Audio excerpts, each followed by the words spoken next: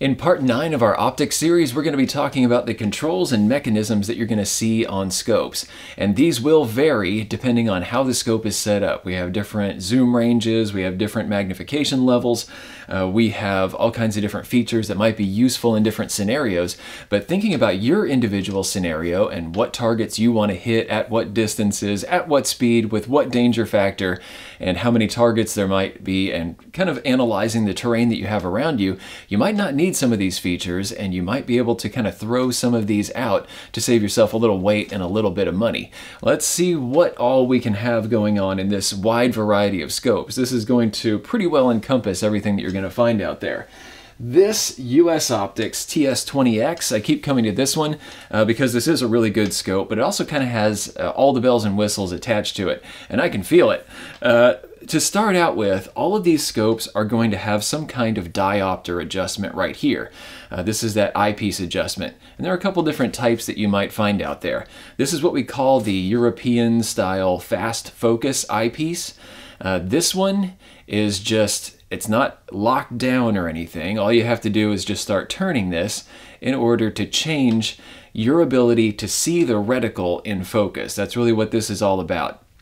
Getting your correct focus for your individual eye to the reticle, because not all of us have the same eyes and the ability to see things at far or close distances.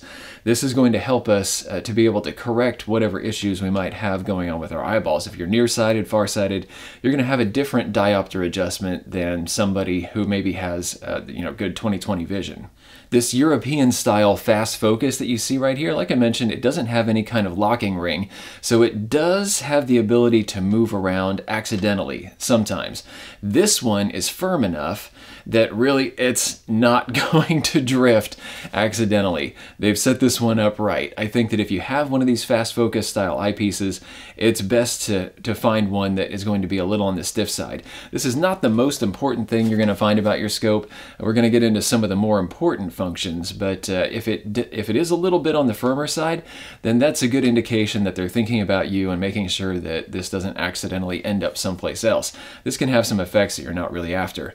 Now, some of the older ones, like this guy right here, this is a Simmons gold metal pistol scope right here, and this, in order to change its diopter, here, I'll just pop the cap off on the end here, you actually twist the entire eye cup. And it has an extra ring that's attached right here at the back, and you can use this like a jam nut, like a locking ring. So if I find my perfect spot, I can actually grab that ring, turn it down, and that'll keep it from moving in the future. So this one actually kind of locks into place.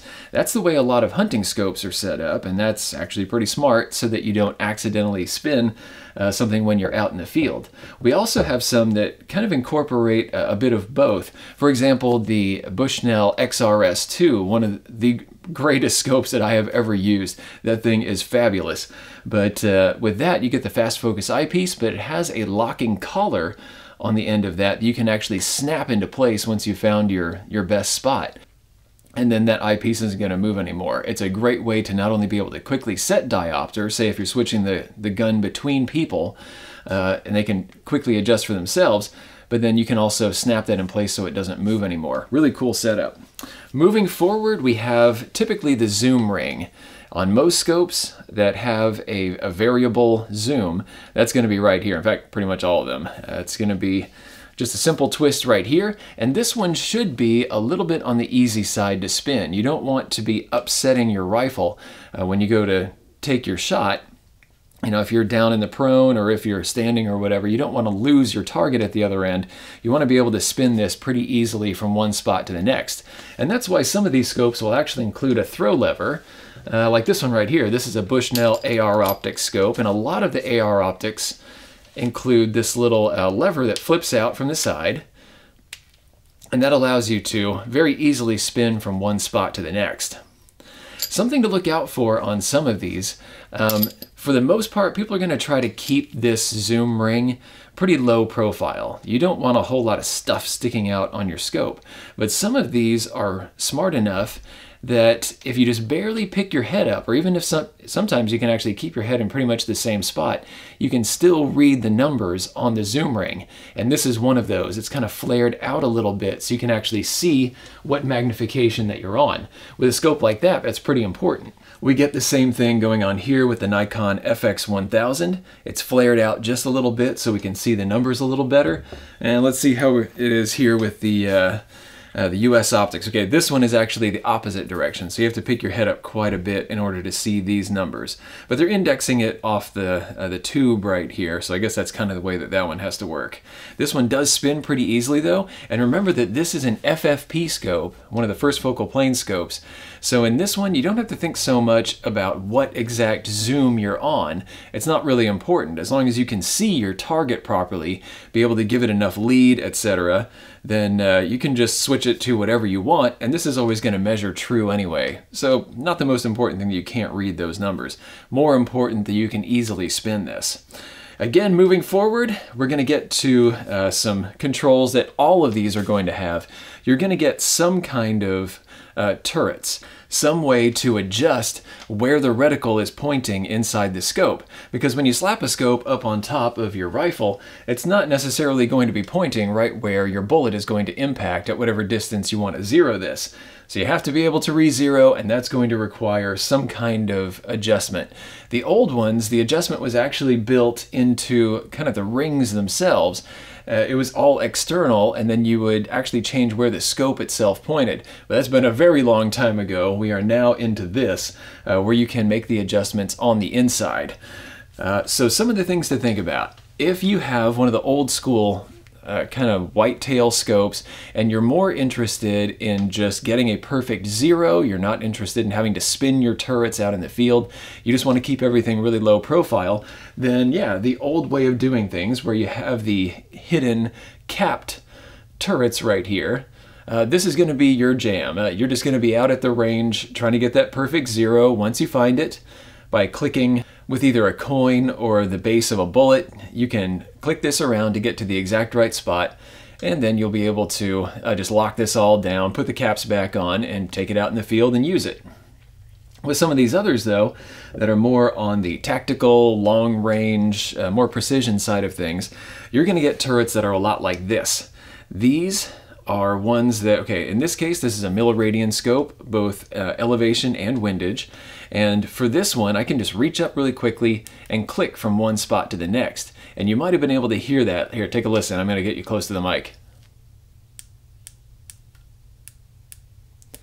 The goal with this is, number one, to be precise. That's the most important thing. As long as it tracks appropriately, it goes exactly 0.1 milliradians. That's going to be 1 centimeter at 100 meters.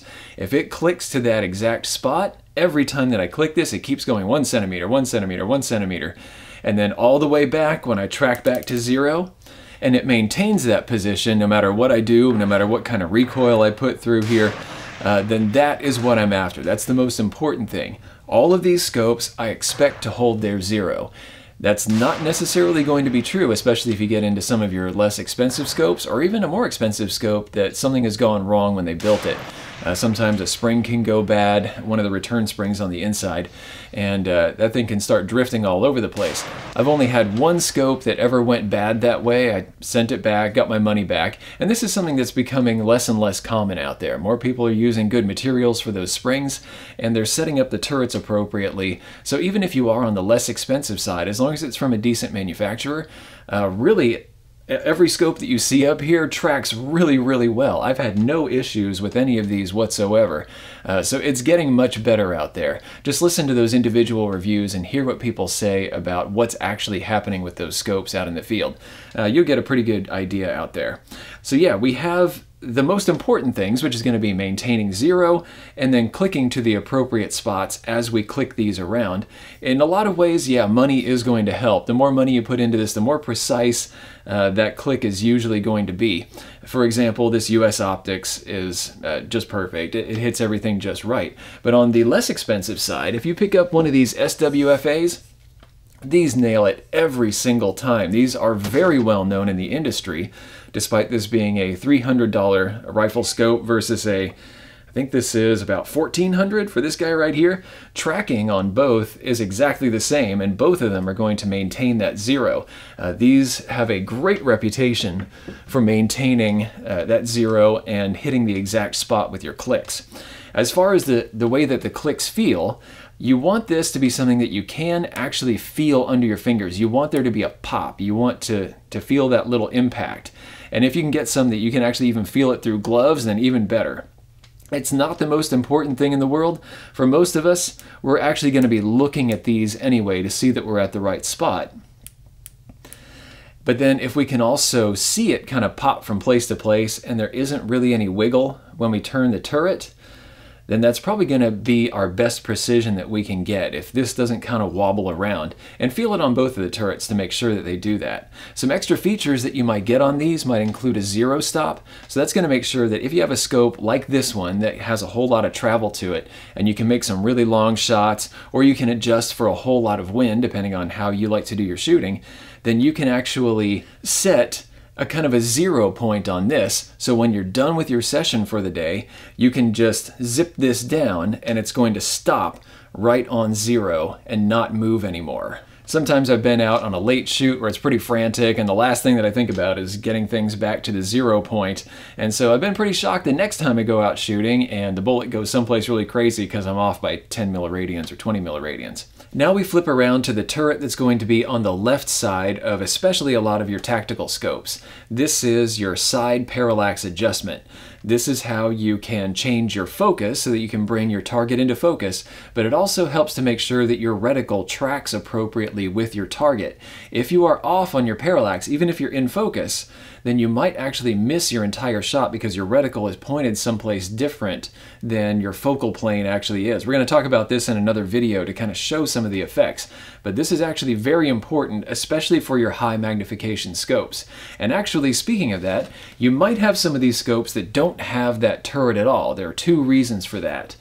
First off, if you have a low magnification scope, like this little guy right here, that pistol scope, this is a 1.5 to 4, and in general, if you are at 9x or less, some people actually include 10x in this formula, you're not likely to get a parallax adjustment on there because it, for the most part, doesn't really need it.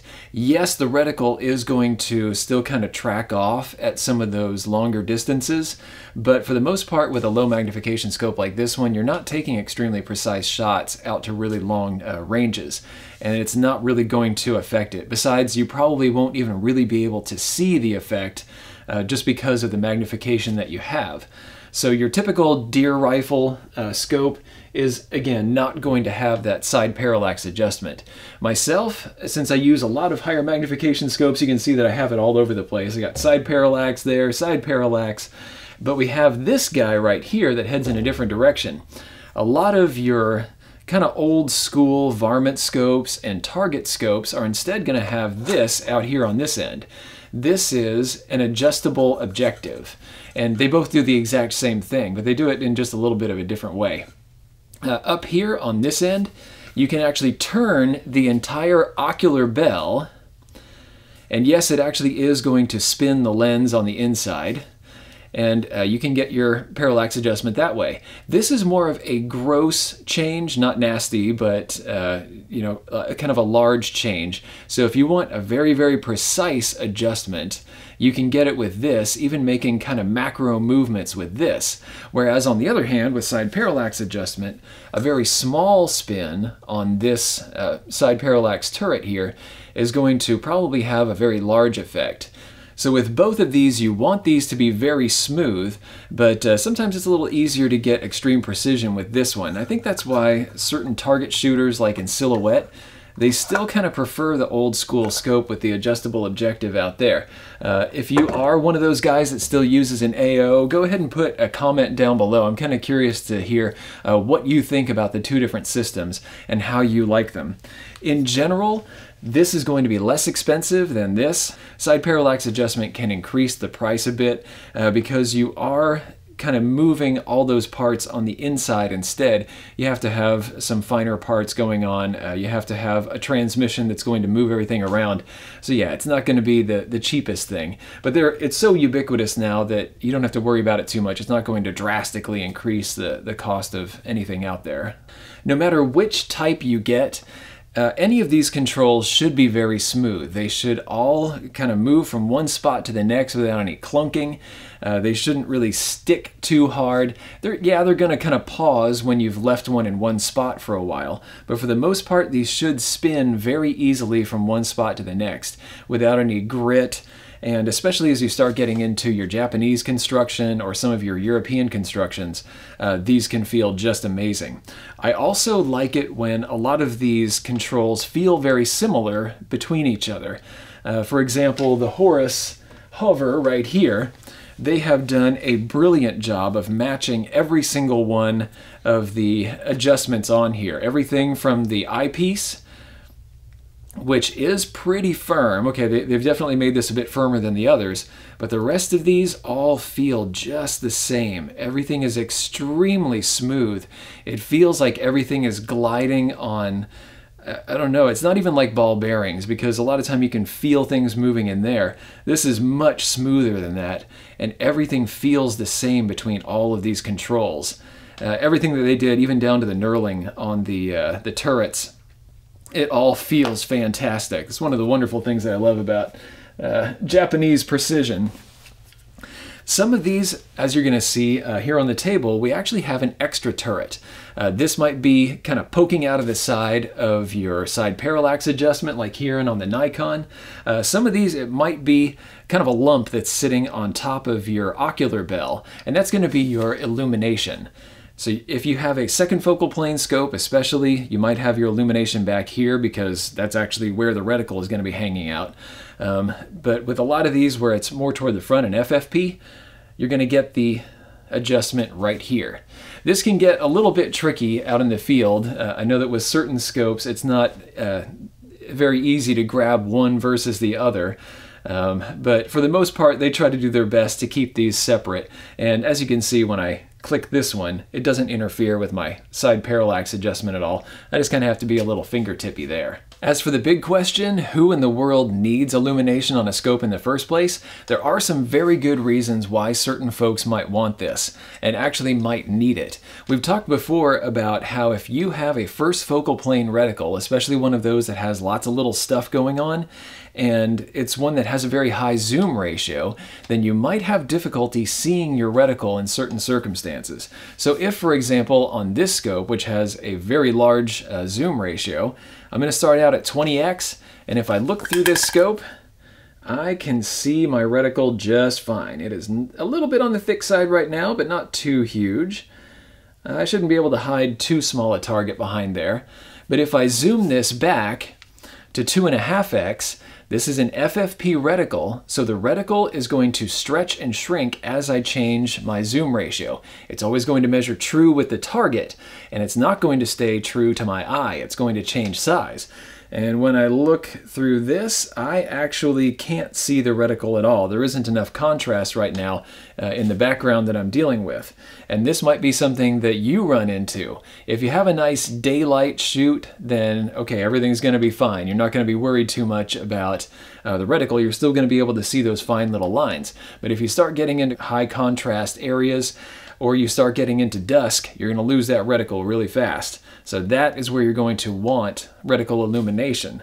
At least you're going to be able to get a crosshair at the very center that's going to be lit up, or it might illuminate the entire reticle, and you'll actually be able to see something, so you can take that kind of imprecise shot at close range. This is set up to be able to deal with dangerous targets at a variety of distances, so having that 2.5x, yeah, I can deal with maybe a charging animal, like say if a hog suddenly goes crazy. This isn't a scope that I would really use for hog hunting much, but if I were, and it's coming in really fast, then I can zip this back to 2.5, and if I have that illumination turned on, I can still see my reticle and be able to take that kind of quick, hasty shot.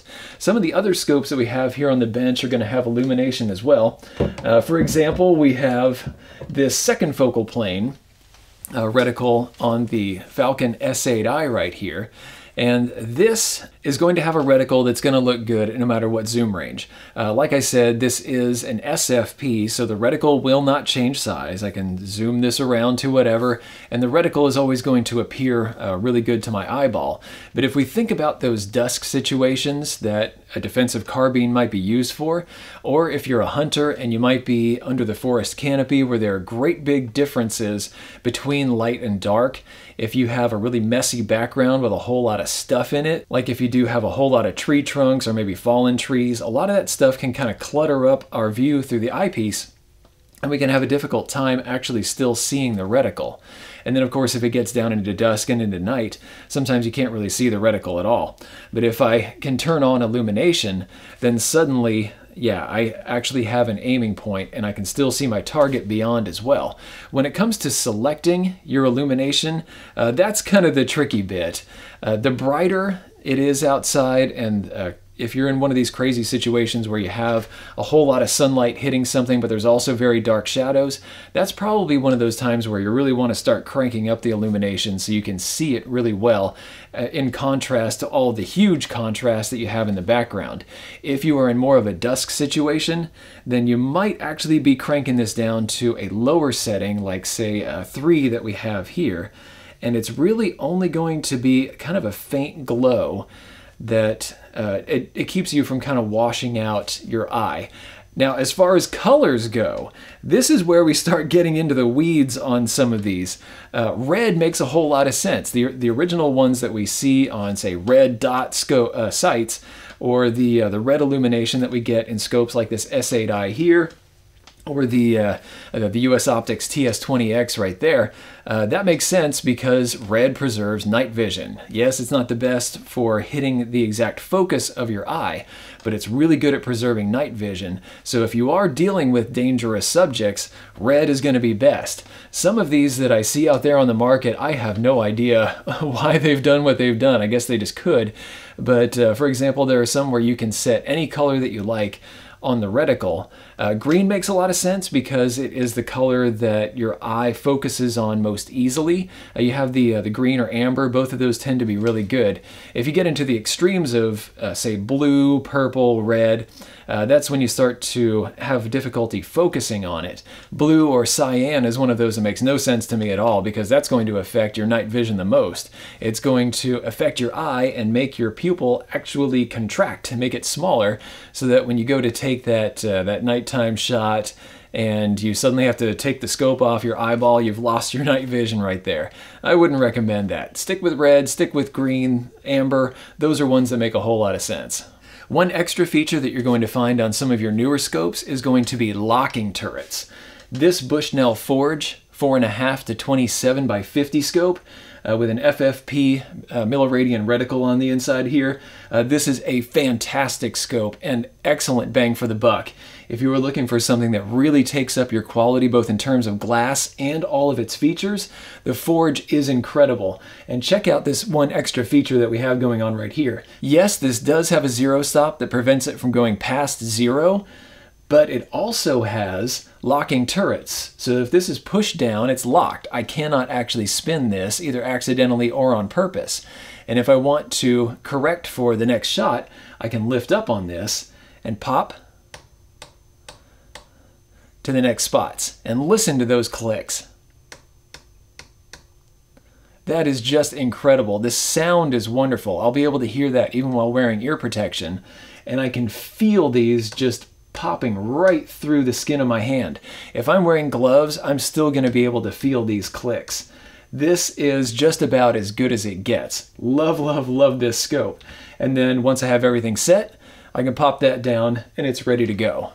That's pretty much the state of the industry. Those are the controls that you're going to find out there, and they're going to have some minor variations. For example, this one under here, yes, it has capped turrets, but they're very tall and they're fingertippy once you get in there. You don't have to use a coin to turn these. This is one that you can actually make some pretty precise adjustments for out in the field if you like, and for the most part you just keep it capped in order to keep this a bit more waterproof. But let's talk about some of these stranger scopes that we have here on the bench to describe why they're set up the way that they are, and some of these that you might think about for your own use. Again, it depends all on purpose. This is the SWFA SS 12x42, and check out the zoom ring that we have right there. I've mentioned this before in one of the other videos. Yeah, this is not actually a zoom ring. Since this is a fixed power scope, 12x, this is actually the parallax adjustment. You might run into some of these, especially I think Vietnam era scopes. I think there's a Leatherwood that rolls its focus and its parallax right here as well. So this is one that gets rid of the obstruction here on the side, and you get this instead. It turns very smoothly. SWFA makes one heck of a good scope. And that's just how they set this one up. This is a reticle that is just the right thickness, and again, it's at that fixed magnification, so you don't really have to worry too much about illumination with this guy. It's set up just fine, just the way it is. And the way that its glass works, it doesn't work all that well once you get much past dusk. So again, it doesn't really matter all that much. It's going to be a good scope for daylight use and down into kind of medium dusk sort of times. Some of the others back here, like this US Optics TS8X. This is another one of those LPVO, low power variable optic. This has a milliradian reticle in the first focal plane. I really like the reticle. And we talked about how magnification can affect this one, but its turrets are kind of interestingly capped. And on the underside, this is MOA. So we have a mismatch between how this adjusts and what the reticle is on the inside. And that's because this scope is not intended to be adjusted out in the field. This is when you set 0, you lock it down, and then whatever kind of adjustments you want to make for different distances or for different rounds or winds that you might be encountering, it's all going to be done in the reticle. And with an FFP reticle, you can be very precise with that. They went another direction with that Falcon. This is milliradian all the way around, second focal plane reticle. And this one is built to measure milliradians when you are at 8x. And then up top, we have actual exposed turrets that are 10 milliradians all the way around on each of these. So if you want to make very precise shots at distance with this, you can actually click through it. And what they did to kind of help this from getting messed up in the field, they made these turrets pretty tight. They don't turn extremely easily. It takes some real effort in order to pop these from one spot to the next. And I think that was a brilliant decision on their part. That way you're going to be ready for some of your closer distance shots, and you're not going to be messed up there. And if you do want to take some more precision ones, you can either zoom in and use the reticle, or you can use the turrets up top there. Well, thanks a lot for watching, you guys. Make sure that you hit that notification bell down below so you can know when new videos come out, and share this with your friends that might be interested in optics. Maybe somebody you know just got a new defensive carbine and they want to figure out what sort of scope to get for it. I think this can help a lot of folks. We have a new video that's going to be coming up here pretty soon, especially in this series, that I think a lot of people are going to find interesting. It's going to be how to take a look at a scope that's on the sporting goods shelves and figure out if it's one that's going to work for you, what its qualities are. There are some things, some little tricks that you can do when you're at that counter looking around the store with that scope, and you can start to figure out how this is actually going to work out in the field. You can at least start to get a bit of an idea. I'll give you some little tips and tricks there. So yeah, thank you everybody for watching, and thank you especially to patrons of the Destructive Arts that keep the lights on, keep the cameras rolling. If anybody here would like to join their ranks, I will put a link to Patreon around here. We have a lot of guys that are chipping in $1 or $2 a month to help keep some of the equipment that we use here, keep me in gunpowder and bullets, which of course are pretty much extinct right now. But thankfully we did have those patrons, and I was able to purchase a bunch of powder, and actually I'm sitting pretty right now. I'm surrounded by ammo and powder and all kinds of good stuff. Brass bullets, doing fine here, just waiting for the market to rebound.